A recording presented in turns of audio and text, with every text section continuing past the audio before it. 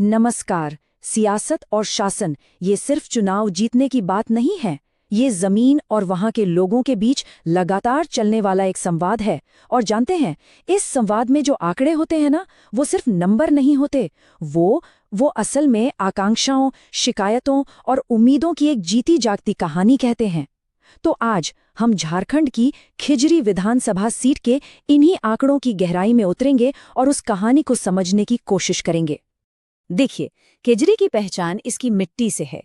ये मुंडा, उरांव और खड़िया जैसे आदिवासी समुदायों की धरती है। यहाँ पीढ़ियों ने अपनी विरासत को सींचा है। यहाँ के लोगों के लिए जमीन वो कोई सिर्फ जमीन का टुकड़ा नहीं है, वो उनकी पहचान है, उनकी आत्मा है, उनके पुरखों की धरोहर है। और इस रिश्ते को समझे बिना खिजरी की सियासत को समझना नामुमकिन है। तो 2024 में जो जनादेश मिला है, उसे ऐसे समझिए कि वो कोई हमेशा के लिए मिला मालिकाना हक नहीं है। बिल्कुल नहीं। ये तो एक जिम्मेदारी है जिसे हर एक दिन निभाना पड़ता है। ये जीत असल में एक सामाजिक कॉन्ट्रैक्ट की बस शुरुआत है, जहां से हर रोज आपकी जवाबदेही का इम्तिहान शुरू होता है। और खिजरी की आवाज में ना आज कुछ गहरे सवाल उठ रहे हैं। जमीन पर अधिकार का सवाल, ये उनकी अस्मिता का सवाल है। युवाओं के लिए एक सम्मानजनक काम का सवाल, जो सिर्फ रोजगार नहीं, अपना भविष्य मांग रहे हैं। कल्याणकारी योजनाओं का समय पर फायदा मिलने का सवाल, मतलब जो योजना कागज पर है वो उनके घर तक भी पहुंचे। और सबसे अहम, आदिवासी समुदाय के अपने भरोसे में जो दरारें आ रही हैं, उसका सवाल। ये सिर्फ शिकायतें नहीं हैं, समझिए ये आने वाली राजनीतिक अस्थिरता की पहली चेतावनियां हैं। तो चलिए अब जरा आंकड़ों की परतें हटाकर देखते हैं। जो बातें जमीन पर महसूस हो रही हैं, क्या आंकड़े भी वही कहानी कह रहे हैं? आखिर खिजरी से कौन से बड़े संकेत निकल कर आ रहे हैं? पहला और सबसे बड़ा संकेत, 2024 की जीत ऊपर से देखने में भले ही बहुत बड़ी और मजबूत लगे, लेकिन इसकी नींव में कुछ ऐसी कमजोरियां छिपी हैं जो पूरी इमारत को हिला सकती हैं। जरा इन नंबरों पर गौर कीजिए। लगभग 2.5 लाख वोटरों में से 76% से ज्यादा ने वोट डाला। ये लोकतंत्र में एक बहुत मजबूत भागीदारी दिखाता है। महागठबंधन को 56% से ज्यादा वोट मिले, तो वहीं एनडीए को भी 43% से ज्यादा। पहली नजर में तो 29,000 वोटों का फर्क एक बहुत बड़ी और साफ जीत की तस्वीर दिखाता है। लेकिन सियासत में जो ऊपर से दिखता है, कहानी अक्सर उससे कहीं ज्यादा गहरी होती है। और कहानी का दूसरा पहलू ये है, विपक्ष का 43% से ज्यादा का वोट शेयर, मतलब 94,000 से भी ज्यादा वोटर। ये एक बहुत बहुत बड़ी संख्या है। ये एक ऐसी साइलेंट पावर है जिसे नजरअंदाज करने की गलती नहीं की जा सकती। ये दिखाता है कि असंतोष सिर्फ है ही नहीं, बल्कि वो संगठित भी है। दूसरा संकेत, कुछ खास समुदायों और कुछ खास इलाकों में भरोसे की जमीन धीरे धीरे खिसक रही है। समर्थन में एक धीमी पर लगातार कमी आ रही है। खिजरी के इस नक्शे पर तमाड़ और सोनाहातों के इलाकों को देखिए। हमारा डेटा एनालिसिस बताता है कि इन इलाकों में खासकर ईसाई अनुसूचित जनजाति के वोटरों के बीच समर्थन में एक साफ गिरावट देखी गई है। और ये कोई छोटी बात नहीं है। जब आपका एक मजबूत वोट बेस आपसे छिटकने लगता है, तो ये किसी एक नेता की नहीं, बल्कि पूरे सिस्टम की नाकामी का संकेत हो सकता है। इसका मतलब है कि संवाद टूट रहा है और भरोसा खत्म हो रहा है। और तीसरा संकेत, जो शायद सबसे ज्यादा सोचने पर मजबूर करता है, वो है कम्युनिकेशन और क्रेडिट लेने में एक बहुत बड़ी चूक। मतलब सरकार ने काम तो किया, लेकिन उसका राजनीतिक फायदा उसे नहीं मिला। इसे हम वेलफेयर क्रेडिट डिस्प्लेसमेंट कहते हैं। मतलब ये वो हालत है जब सत्ताधारी पार्टी योजनाएं लागू करती है, पर विपक्ष उसका राजनीतिक श्रेय बड़ी आसानी से ले जाता है। सोचिए, मेहनत करके खाना आपने बनाया, लेकिन कोई और सिर्फ टेबल लगाकर सारी तारीफ ले गया। सियासत में ये एक बहुत बड़ी गलती होती है। इसका सीधा मतलब है कि आपके काम और आपकी बात के बीच कोई पुल ही नहीं है। और यहीं पे हमें एक बहुत ही बुनियादी बात समझनी होगी।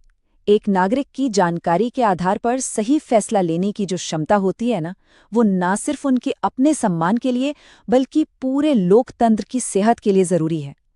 जब सही जानकारी और योजनाओं का श्रेय लोगों तक पहुंचता ही नहीं, तो ये सीधे सीधे उनके इस अधिकार को कमजोर करता है। तो ये सब हुआ क्यों? इसकी वजहों को देखें तो कुछ तो आंतरिक कमजोरियां हैं, जैसे कांग्रेस और जेएमएम के बीच जमीन पर तालमेल की कमी, और कुछ बाहरी चुनौतियां भी हैं, जैसे भाजपा की आदिवासी समुदायों के बीच बढ़ती पहुंच या मनरेगा से जुड़ी आर्थिक परेशानियां। सीधी सी बात है, जब घर अंदर से कमजोर हो तो बाहर की चुनौतियां और ज्यादा भारी लगती हैं। खिजरी का चुनावी इतिहास खुद एक कहानी कहता है, और वो कहानी है अस्थिरता की। पिछले 7 चुनावों का ये सफर देखिए। सत्ता लगातार एक हाथ से दूसरे हाथ में जाती रही है। जीत हार का अंतर कभी बहुत कम तो कभी बहुत ज्यादा रहा है। ये इतिहास साफ साफ बताता है कि खिजरी किसी भी एक पार्टी का किला नहीं है। एक चुनाव से दूसरे चुनाव के बीच वोट शेयर में 17% तक का स्विंग देखा गया है। इसका एक ही मतलब है, यहाँ की वफादारी परमानेंट नहीं है। इसे हर चुनाव में, हर दिन जमीन पर उतरकर काम करके दोबारा कमाना पड़ता है। इस पूरे ऐतिहासिक विश्लेषण का एक ही निचोड़ है, जब भी कोई सत्ताधारी दल जल, जंगल और जमीन के मूल मुद्दों को सुलझाने में नाकाम रहता है, तो खिजरी के लोग बदलाव करने में जरा भी नहीं हिचकिचाते। ये उनकी राजनीतिक समझ का सबूत है। तो ठीक है, अब तक हमने समस्या को समझा। चलिए अब समाधान की बात करते हैं। इस नाजुक जीत को भरोसे के एक मजबूत बंधन में कैसे बदला जा सकता है? इसके लिए एक नए गवर्नेंस ब्लूप्रिंट की जरूरत है। एक ऐसा सिस्टम जो सुनने पर आधारित हो, सिर्फ सुनाने पर नहीं। ये ब्लूप्रिंट 4 मजबूत पिलर्स पर खड़ा है। पहला, चुनावी चेहरा जो सिर्फ भाषण न दे बल्कि लोगों की सुने। दूसरा, संगठनात्मक चेहरा जो बिखरे हुए ढांचे को एक करे। तीसरा, कहानी का चेहरा जो बाहर से नहीं बल्कि स्थानीय लोगों की सच्ची कहानियों से बने। और चौथा, संसाधन का चेहरा जो डिजिटल दुनिया में पीछे न रह जाए। पहले 2 पिलर्स का एक ही मकसद है, जनता से टूटे हुए कनेक्शन को फिर से बनाना। चुनावी स्तर पर बड़ी बड़ी रैलियों की जगह छोटी छोटी संवाद सभाएं और शिकायत क्लिनिक लगाने होंगे, जहां लोग बिना किसी डर के अपनी बात रख सकें।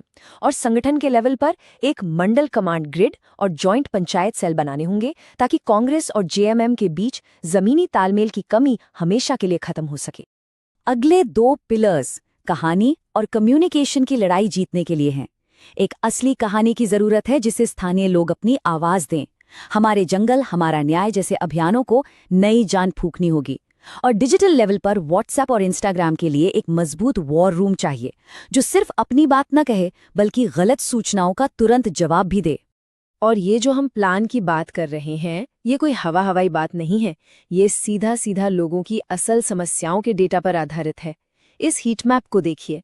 1800 से ज्यादा परिवार आज भी जमीन के पट्टे की समस्या से जूझ रहे हैं। 1200 से ज्यादा युवा स्किल और नौकरी के लिए परेशान हैं। और 900 से ज्यादा परिवारों का घर का सपना प्रधानमंत्री आवास योजना में देरी की वजह से अटका हुआ है। समाधान इन्हीं जड़ों से निकलेगा। तो अगले 90 दिनों में क्या करना है? 3 सीधे कदम। पहला, मेरा विकास मेरा गांव यात्रा निकालिए और एक पब्लिक शिकायत रजिस्टर बनाइए। दूसरा, छोटे छोटे लोकल कम्युनिकेशन ग्रुप्स के साथ डिजिटल संवाद फिर से शुरू कीजिए। और तीसरा, एक टाइम लिमिट के अंदर शिकायत निवारण कैंप लगाइए और शुरुआत सबसे बड़ी समस्या यानी आदिवासी भूमि के पट्टों से कीजिए। देखिए, शासन का असली इम्तिहान यही होता है। कागज पर बनी पॉलिसी असल जिंदगी में लोगों का सम्मान बननी चाहिए। मिसाल के तौर पर वन अधिकार अधिनियम के हजारों दावों पर सिर्फ फैसला सुना देना काफी नहीं है। जब तक उस फैसले से किसी परिवार को उनकी जमीन पर सुरक्षा और सम्मान का एहसास नहीं होता, तब तक वो नीति अधूरी है। असली काम आखिरी इंसान तक पहुंचने में है। और हाँ, जब हम ये सब नए डिजिटल सिस्टम्स बना रहे होंगे, एक बात का ध्यान रखना बेहद जरूरी है। हर कम्युनिकेशन, हर मैसेज नागरिक की सहमति पर आधारित होना चाहिए। हर नागरिक की गरिमा और उनकी प्राइवेसी का सम्मान करना सबसे जरूरी है। ये भारत के डेटा संरक्षण कानून का भी मूल सिद्धांत है। तो आखिर में खिजरी के सामने 2 रास्ते साफ हैं। एक रास्ता है कि सब कुछ ऐसे ही चलने दिया जाए, जहां जीत की जमीन धीरे धीरे खिसकती रहेगी और हार का खतरा हमेशा बना रहेगा। और दूसरा रास्ता है एक सिस्टमैटिक बदलाव का, जो सेवा और भरोसे की एक नई नींव रखेगा। एक ऐसा सिस्टम जो सिर्फ समस्याओं के आने का इंतजार नहीं करता, बल्कि उन्हें होने से पहले ही रोकता है। यदि आप एक जन केंद्रित नेता बनकर अपने निर्वाचन क्षेत्र का उत्थान करना चाहते हैं, तो blueprintstrategies.ai से mgr@blueprintstrategies.ai पर संपर्क करें या 08042041602 पर कॉल करें। हमारा उद्देश्य है राजनीति से परे।